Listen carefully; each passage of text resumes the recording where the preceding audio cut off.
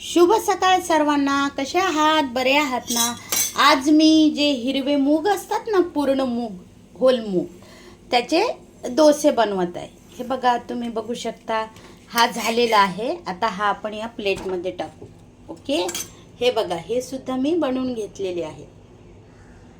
हा तवा तापलेला आहे, लोखंडाचा तवा, आणि आता यावर मी टाकणार आहे. ओके, टाकून घेते मी आणि मग तुम्हाला दाखवते. हे बघा, अशा प्रकारे हे बॅटर बनवलेलं आहे. कृती खूप सोपी आहे. कशी करायची हे मी सांगणारच आहे, परंतु आधी आपला जो तवा आहे तो तापलेला आहे आणि आता त्यावर मी डोसा टाकणार आहे. बघू आता एका हाताने होते की नाही. तर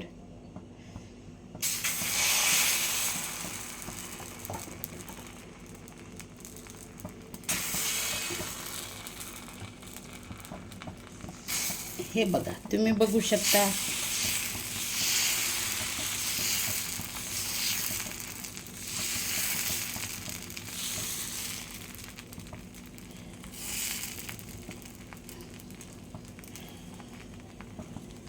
हे बघा, अशा प्रकारे आपला डोसा तव्यावर टाकलेला आहे. बघा, याला छान जाळी सुद्धा येत आहे. आता हे होईपर्यंत याची कृती कशी करायची हे सुद्धा आपण थोडक्यामध्ये बघू. बघा, जे हिरवे मूग असतात, हिरवे मूग आणि तांदूळ हे एकत्र मी भिजत घातले. तुम्ही रात्री पण घालू शकता, दिवसा पण घालू शकता. 4-5 तास भिजून घ्यायचे आणि मिक्सरवर काढून घ्यायचे. 4-5 तास फर्मेंटेशनसाठी ठेवायचे आणि हे असे डोसे करायचे आणि आपली जी नॉर्मल चटणी असते खोबऱ्याची त्याबरोबर खायचे. काय मग, कशी वाटली आजची रेसिपी? सर्व केल्याच्या नंतर तुम्हाला दाखवणारच आहे. ओके,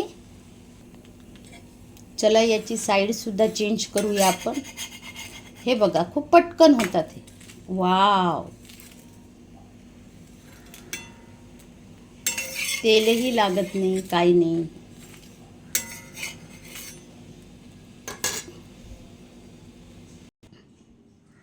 आणि तुम्ही बघू शकता, हा मी चटणी बरोबर सर्व केलेला आहे. बघा किती छान जाळी आलेली आहे.